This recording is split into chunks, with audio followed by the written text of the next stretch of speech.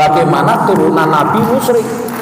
Nah, untuk ini supaya tidak berlarut-larut, nggak usah pusing-pusing, getih mundi gitu loh. Kita tak periksa, kalau memang benar-benar J ya oke.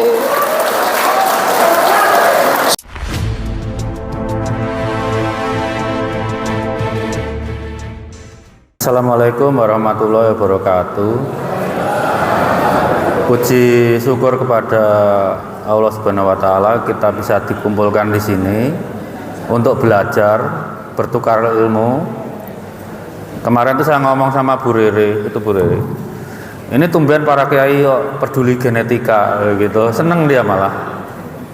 Bu Rere ini kepala laboratorium genomik di tempat kami. Jadi kalau mau uji DNA silahkan hubungi Bu Rere.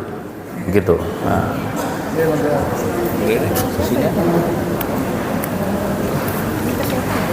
Hah? Apanya? Oh, dikasih ke anu aja, dikasih. Aha. Jadi untuk menyingkat waktu saya langsung aja ya ke bahasan tadi ya. Hari ini Profesor Anhar Gonggong sudah menyinggung sejarah. Kemudian Kiai Ahmad juga suka menyinggung buku nasab. Kita andaikan ini cara kerjanya seperti Pak Polisi di Samsat. Di Samsat itu BPKB-nya yang ngurus seperti Kiai Ahmad tadi. Asal usulnya gimana? Kemudian berapa kali transaksi pajaknya ya seperti Profesor Anhar Gonggong tadi di sejarahnya. Tapi kan harus cek fisik. Nah, cek fisik ini kita lakukan uji DNA. Kenapa dengan uji DNA? Karena kita itu artefak nenek moyang kita. Jadi misalnya saya nih punya mutasi. Itu catatan Tuhan tentang saya. Itu saya wariskan ke anak saya. Laki-laki misalnya. Anak laki-laki saya mengalami mutasi lagi. Maka mutasi saya dan anak saya itu diturunkan ke cucu saya, seterusnya itu. Dan mutasi itu ada yang umurnya panjang, ada yang umurnya pendek. Ada yang panjang sampai 1 juta tahun nggak berubah-berubah ada. Ada yang pendek pun hitungannya masih ribuan ya STR itu. Ribuan tahun.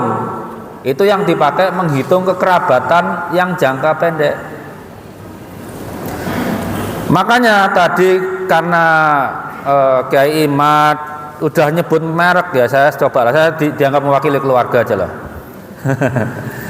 Kalau saya punya cucu ya, katakanlah 10 generasi ke bawah,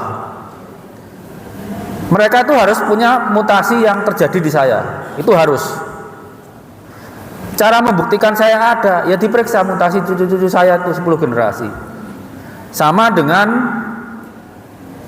penelitian yang sedang berjalan ini belum selesai, walaupun mungkin masih bisa didebat, dibantah, silahkan aja. Seperti kita menemukan kode genetiknya Nabi Ibrahim, caranya sama. Yang dari Nabi Ishak diperiksa, yang dari Nabi Ismail juga harus diperiksa, karena kan dari dua itu. Kalau ada dari anaknya lain lagi nanti ketemu juga diperiksa. Itu penelitian yang belum selesai. Kalau kasus, maaf saya akhirnya nyebut nama ya, oke.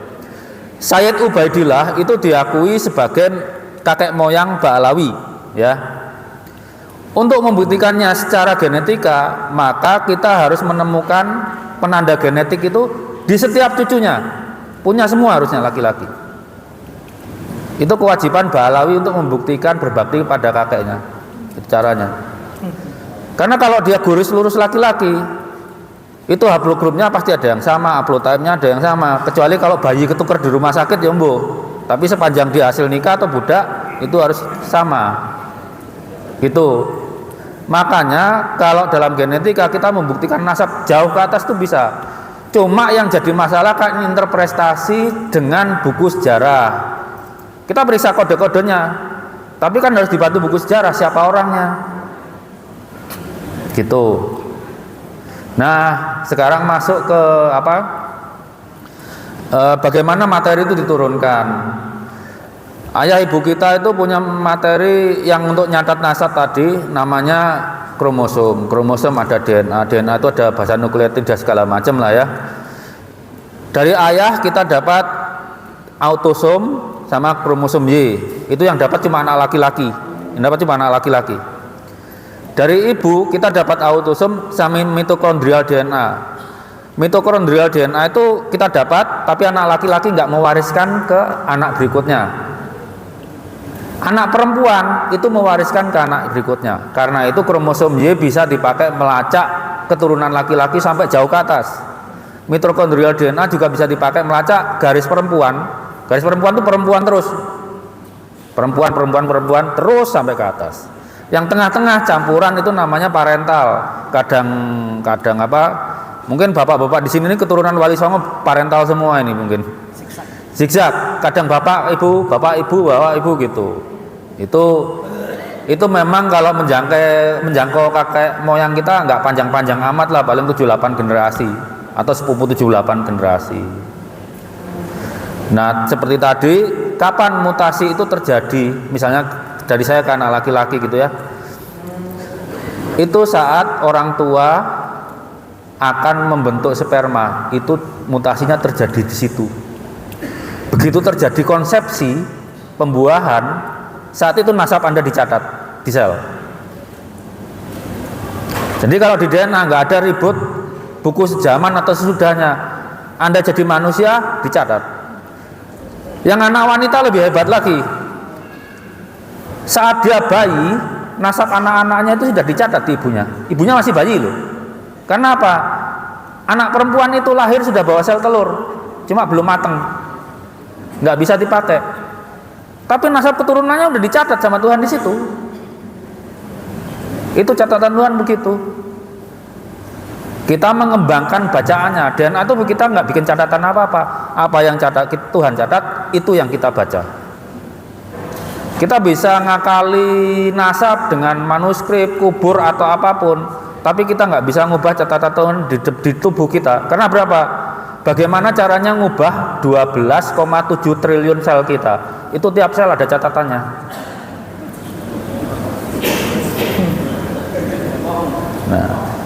Nah, untuk teknisnya, oh ya, kalau saya tanya pengetahuan saya genetik dari mana gitu ya. Saya itu teknik pangan. Teknik pangan itu cabang biologi terapan. Jadi kalau saya genetik, waktu S1 dulu pemilihan tanaman, waktu S2 rekayasa genetika untuk mikrobiologi. Tapi intinya setiap anak yang biologi terapan, pertanian, peternakan, kedokteran hewan, terus apa lagi ya, mikrobiologi, teknik lingkungan, pasti dibekali genetik. Persoalan nasab ini mereka ngerti bener kok, pasti ngerti bener. Karena sebetulnya nggak sampai kita dokter turun tangan, nggak, mereka ngerti. Coba dikumpulin anak biologi 10, ngerti semua itu. Nah, ini selanjutnya yang pematerinya Bu Rere. Bu Rere ini kepala lab genomik. Jadi kalau mau uji DNA silakan menghubungi. Nanti kan hasilnya dari lembaga negara ya. Kalau mau tes DNA silakan. Cuma ya ada biayanya, nggak mungkin biayanya. Terus itu Dr. Ari Kain. Beliau itu juga pakar taksonomi, etnobotani ya. Nah, jadi genetika yang berkaitan dengan etnis juga beliau. Dan itu Dr. Sandi itu genetikanya berkait dengan kesehatan. Nanti bergantianlah kami akan menjawab. Saya mencoba untuk menjelaskan secara ilmiah populer tanpa mengurangi isi ilmiahnya. Begini, percaya nggak kalau kita berasal dari satu bapak, Adam, terus sampai bapak yang Adam itu bapak umat manusia, ada bapak ras manusia, itu namanya Nabi Nuh. Karena pas banjir besar selesai, 3 anaknya menyebar, ada Sam, ada Ham, dan ada Yafet, ya. Dan kemudian menyebar ke seluruh muka bumi. Muka bumi memangnya sama? Kan enggak, ada yang padang pasir, ada yang es, ada yang hutan tropik, segala macam. Satu tidak lebih baik dari yang lain, dan itu sudah berpisah selama ribuan tahun. Untuk mengatasi ini Allah menganugerahkan kepada kita mekanisme untuk menjaga supaya nggak mati gitu loh. Itu menyangkut masalah penampilannya, fisiologi tubuhnya segala macam. Kan nggak mungkin orang yang tinggal di daerah tropika seperti ini yang sumur, opol segala macam itu punya bulu-bulu yang panjang, itu jelas nggak mungkin. Ya. Terus orang yang tinggal di daerah dingin tidak mungkin mempunyai bulu-bulu yang tipis seperti kita, pasti akan kedinginan. Mereka punya bulu yang lebat. Itu adaptasi manusia, dan adaptasi manusia itu diturunkan dari orang tua ke anak supaya anaknya juga survive, bertahan hidup. Jadi ada sifat-sifat badan yang berbeda. Wong Jawa ya Jawa, yang bule ya orang bule, besar deh badannya itu. Tapi tak satu tidak lebih baik dari yang lain. Ya, nah maksud saya begini, kalau ada perubahan sifat itu pasti berpengaruh pada komposisi gennya. Wallahu alam bisawab, saya tidak tahu, mungkin karena masih usianya masih ribuan tahun, karena berdasarkan data biologi, saya biolog dasarnya, saya ahli biologi. Dari genetika diketahui bahwa manusia itu keluar dari Afrika, out of Afrika 200.000 tahun yang lalu. Jadi masih relatif muda untuk pembentukan spesies baru. Mudah-mudahan sih enggak ya, jangan sampai walau sawab. Maksudnya manusia itu di dalam tubuhnya beragam. Karena sifat itu diatur oleh gen, maka komposisinya beragam, macam-macam, yang ekspresinya juga beda-beda. Gak mungkin orang yang bulunya tebal tinggal di daerah panas, gak mungkin orang yang tinggal di daerah dingin punya bulu-bulu tipis tinggal di daerah dingin, orang dari daerah panas ya. Masing-masing beda, komposisinya beda, dan itu diturunkan dari dari bapak ke anak. Itu kalau dari ibu ke anak. Kalau dari ibu dari mitokondria, namanya ada gen yang di dalam tubuh, ada sel organel lah. Yang kita fokus ke sekarang kan masalah nasab, maka kita lari ke masyarakat yang penurunannya patrilineal, garis bapak. Berarti kita ambil yang di kromosom Y, karena Y itu bapak ya. Nah, jadi masing-masing daerah itu beda-beda komposisi kromosom Y-nya. Kenapa? Karena alamnya beda. Nah, alam yang sama pasti punya manusia-manusia yang mbahnya sama. Jadi tiap-tiap daerah itu punya komposisi kayak mainan Lego itu, merah, kuning, hijau, coklat, hitam, apa segala macam, itu beda sesuai dengan kondisi alamnya. Makanya kalau alamnya begini, komposisinya gini. Orang yang tinggal di daerah semenanjung Arabia dengan panas seperti ini, yang kemudian dikenal sebagai orang-orangnya Babilonia, kemudian menurunkan Ibrahim, Ismail dan Ishak, ya, orang-orang Arab dan Yahudi, itu komposisi gennya kayak gini di kromosom Y-nya. Kenapa? Karena sesuai dengan komposisi di wilayahnya yang panas. Ini dibagi grup ya, dibagi klasifikasi secara alfabetis, namanya haplogrup C, karena itu dari hanya sel laki-laki. Kalau manusia kan XXSY, ini kan cuma satu bahasa Latinnya haplo, separuh, haplotype, tipe separuh laki-laki ya. Tipe yang khusus laki-laki, yang separuh cuma laki-laki, berarti yang Y, bukan yang X kan perempuan, yang Y laki-laki. Y ini juga beda-beda. Kenapa? Sesuai alamnya. Allah Maha Adil, Allah menyukai diversitas. Makanya saya pernah guyon sama teman saya, seandainya Rasulullah dengar Bhinneka Tunggal Ika, beliau pasti senyum. Karena Allah itu menciptakan keberagaman, karena alamnya beragam. Maka orang yang tinggal di daerah padang pasir kayak begini, yang kemudian menurunkan orang-orang Yahudi dan Arab, itu komposisi Y-nya kayak gini, maka itu disebut Y.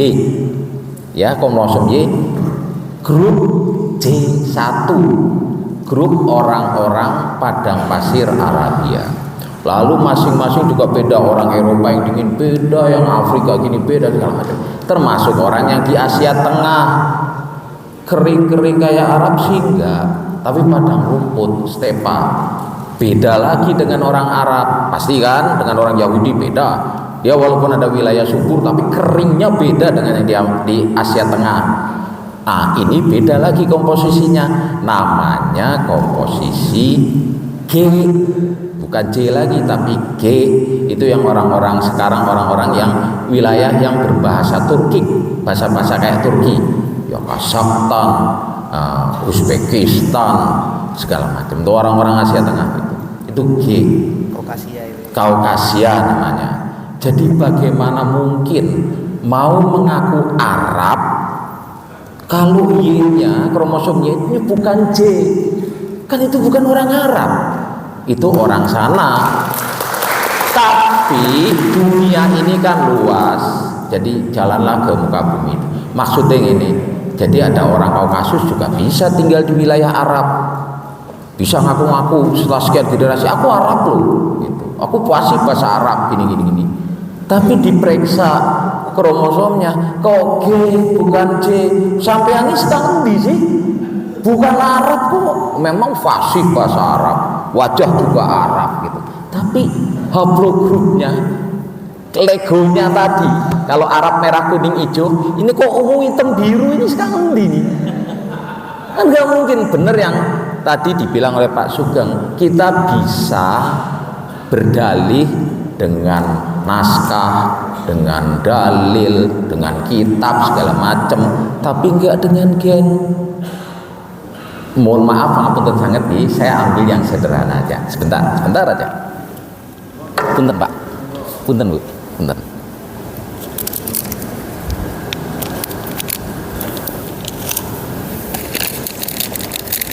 Ya, saya mencoba memudahkan karena salah satu tugas ilmuwan adalah memudahkan. Bapak-bapak lihat kue-kue ini, ya, macam-macam toh.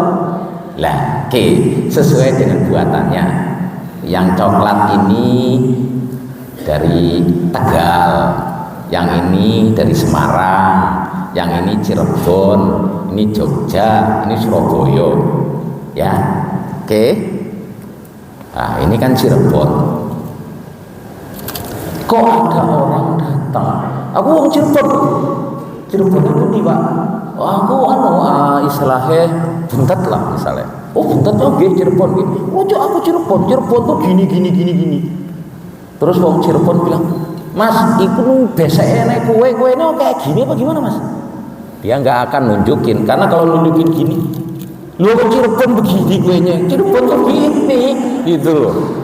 Makanya orang-orang itu kalau ditanya ngaku Cirebonnya sekang Punten guys, sekang Pekalingganan apa jelas kan Cirebon. Wong Cirebon pasti tahu Pekalingganan di mana, Buntet di mana pasti tahu. Ini orang Cirebon ngaku Cirebon, wah fasih banget Cirebon. Oh Cirebon gini loh, kantor posnya di jalan ini, KUA-nya di sini, masjidnya di sini, pokoknya tahu banget Cirebon. Tapi orang Cirebon bilang, loh, kayak nggak mau besek ya, anak gue ini, anak gue ini kayak gini orang Kang. Gak bakalan dia kalau dia orang Cirebon, oh ya nih, Cirebon, oh iya, tapi kuenya kayak gini. Loh, wong Cirebon kok kuenya begini? Ini kan wong Semarang. Kalau Cirebon kan kuenya gini.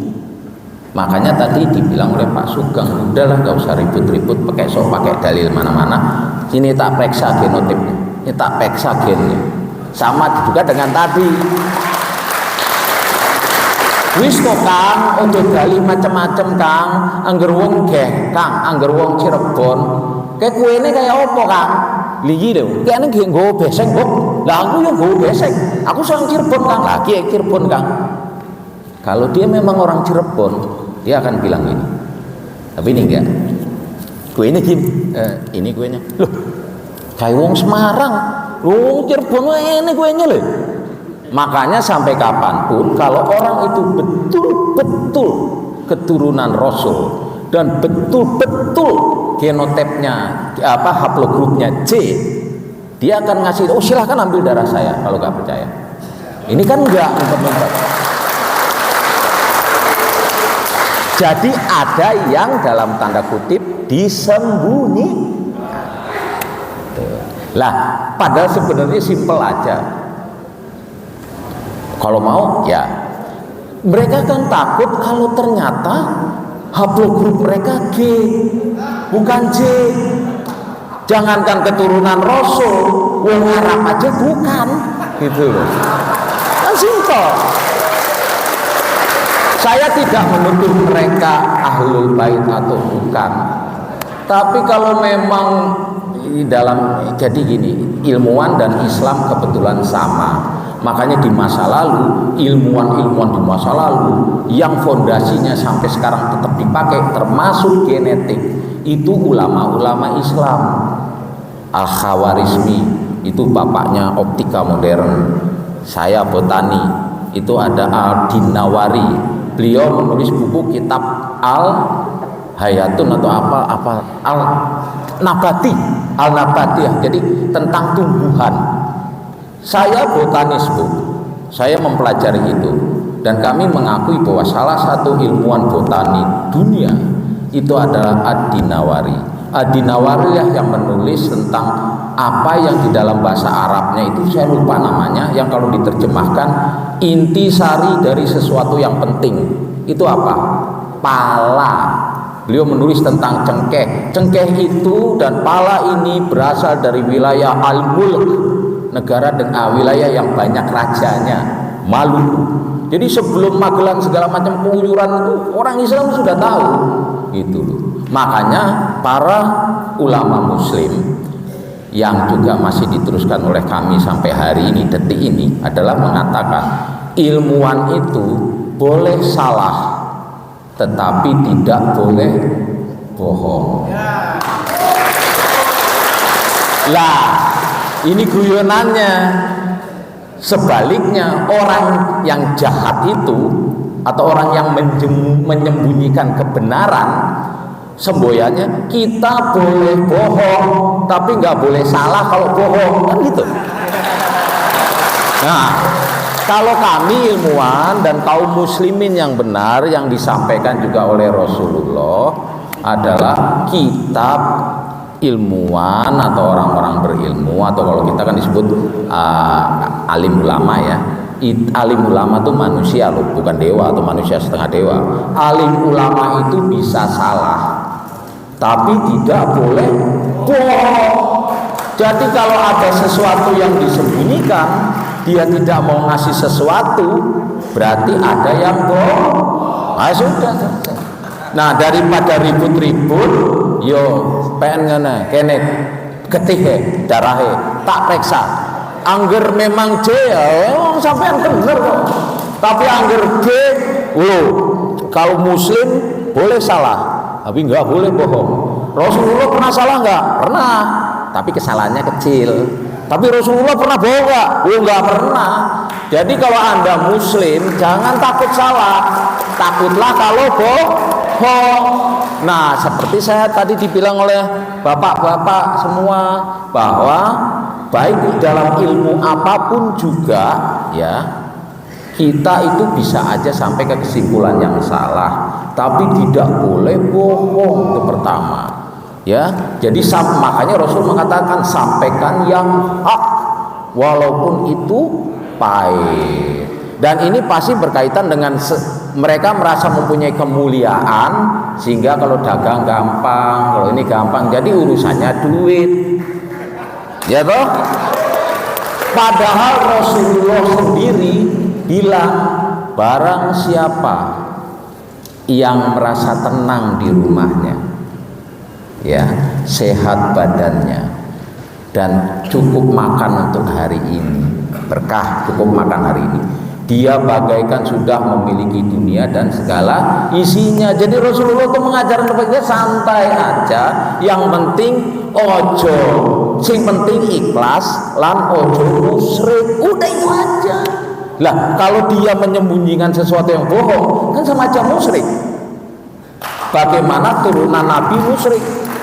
Nah, untuk ini supaya tidak berlarut-larut, nggak usah pusing-pusing, getih mundi gitu loh. Kita tak periksa, kalau memang benar-benar J ya oke. Sing kalau memang G ya ngaku, ya saya memang bukan dari sana. Ya, ya selesai. Sama seperti ini. Ngapune wong Cirebon. Beseke isi iki Cirebon tekan endi? Gitu loh. Nah kan, nah tapi untuk sampai jauh ini atau ini dibesek, kan beseknya diserahin.